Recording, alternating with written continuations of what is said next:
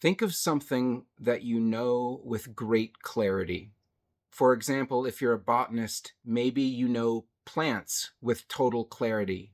Every ridge and stem is understood. Or maybe you're a diesel mechanic. Maybe you know engines with total clarity. There's nothing hidden from your understanding when you look under the hood of a car. Every part is known by name, and you know what its function is and how it fits together with the whole machine. What do you know with that kind of clarity? And I have a question for you, and I don't mean to sucker punch you with it, but it's an important question. Why don't you know yourself with that kind of clarity? Why are we unable to look inside and see everything that's there with that kind of clarity? Why are there great swaths of blankness when we look inside? These dark mysteries that we don't understand about ourselves. Why do thoughts, feelings, and impulses arise in us and subside in us, directing our moods and behavior, and yet we don't know where they come from or where they go to? Don't you think that's just a little bit weird? That you can know things about, say, a computer or an aquarium or nursing or how to raise a dog or how to raise a child or why the sky is blue or how to grow plants, but we don't know what is going on inside of ourselves. Like, if we were going to understand one single thing on planet Earth, shouldn't it be what we are? Wouldn't that be the most logical starting point for understanding anything else? Guys, I'm going to share with you a hypothesis, and I think it's going to sound crazy at first, but if you give it a little time and you test it and you kind of compare it with what your real experience is inside as a human being, I think you might start to feel that it maybe has some truth to it. There might be something to this hypothesis. My hypothesis is the reason you don't know yourself with that same clarity that a botanist knows plants or a mechanic knows what's under the hood of a car is because you are being blocked and prevented from knowing yourself like that.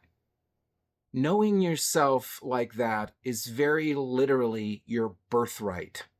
It is an inalienable right, inseparable from the mere fact that you exist as an aware entity.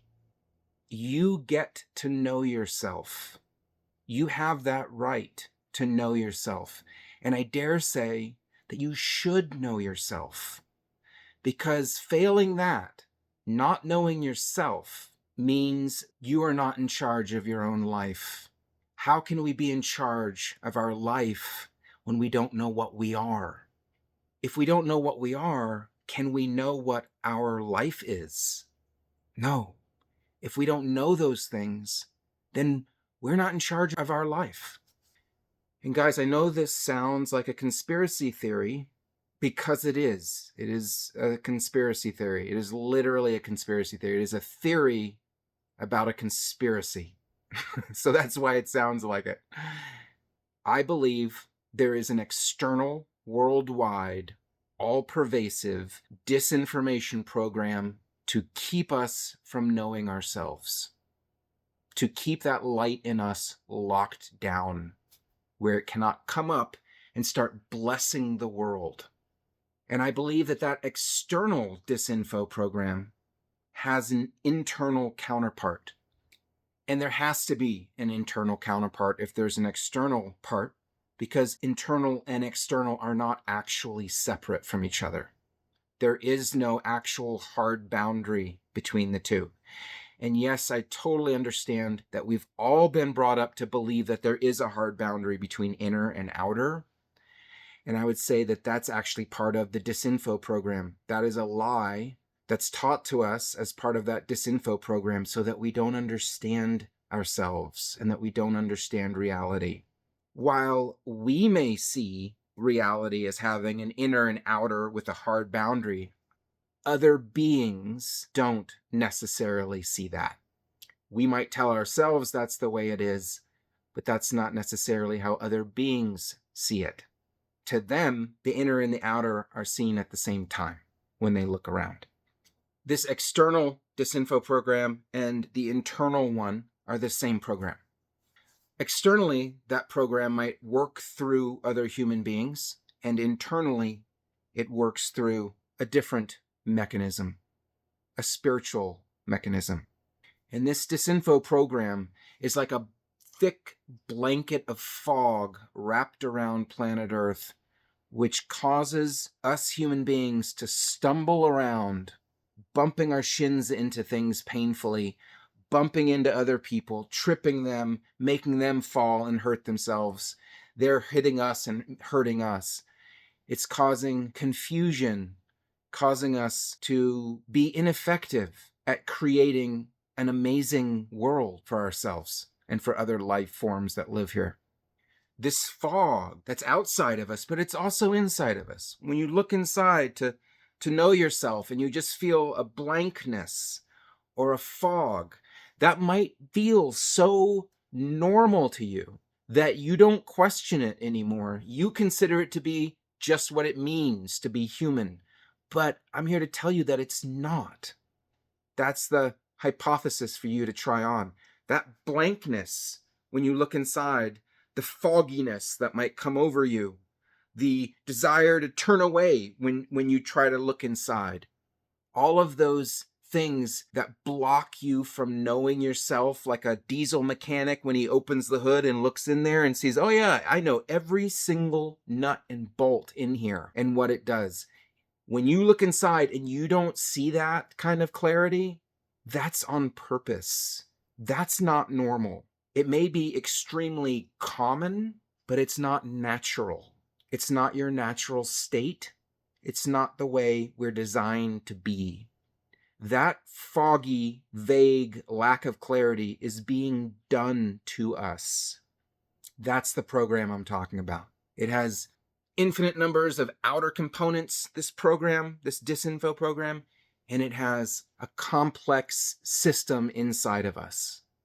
And they're the same program. The same intention works through both of them. The same purpose is in both of them. If you don't know yourself with great clarity, then make no mistake, you are being controlled to some degree. And I don't want you to panic. I don't want you to worry. I'm really not trying to scare you here. You shouldn't be scared because there is something inside of you. It's like a light. It's like a living, liquid light of awareness that we could call your genuine self. And it is always here with you. It is actually who you really are when you take off all the clothes of name and personality and memory.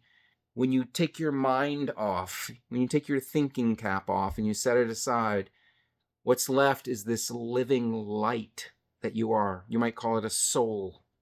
That's who you really are, and that part of you cannot be harmed. It is unharmable. It cannot be sullied or dirtied, no matter how many mud puddles you are forced to march through. Other parts of our mind can get muddied and confused and stumble around, but there's a part of you that never does get confused. So there's no reason to go into fear here. And yet there is a problem. There is a problem for us to solve. I think we all know this, right? I think there's a part of you that knows what I'm saying right now is the truth. All of it. Even the weird conspiracy theory part and all the woo spiritual part. I think there's a part of you that's reverberating with these words. Maybe in your chest. A part of you that's like a bell is ringing. The bell of truth. There might be other parts of you that quickly pulls the pin on a smoke grenade and throws it right into the center of your awareness, and suddenly that part of you that knows what I'm saying is true is lost. You're in the fog. Or you feel a little jab of fear and your mind just runs away from this video, runs away from what I'm saying.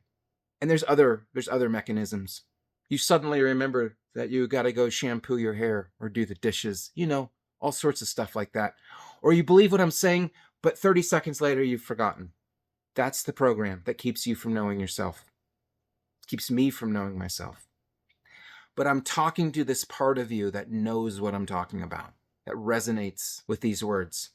Some part of you knows that this is true, but whether you do something about it is a really big question, because most people won't. And that's because the program has such a strong grip on them. So even if you turn away from this or you forget about it, I want you to remember these words. This vague, foggy, mysterious, incomplete self-awareness that you stumble around in every day is not natural. We're only in that state because something is putting us in that state, because it makes us really easy to control. Don't worry, don't be afraid, but I encourage you to take action, to rouse yourself from that state. Do something about it. You know what to do. You know what brings clarity. Can you do it? Not like you've always done it, where you get clarity at a certain point and you stop right there, but go all the freaking way until you know yourself, like a diesel mechanic. I mean, if a diesel mechanic can know what's under the hood, can't we know what's under our hood? Do something about it, because you deserve so much more. We all do, than what we've got right now as a species. Keep in mind, there are beings trying to help. There are beings willing to help you. The state of incomplete self-awareness is not natural, but it is intentional. And yet you are so powerful that you can wake up from it.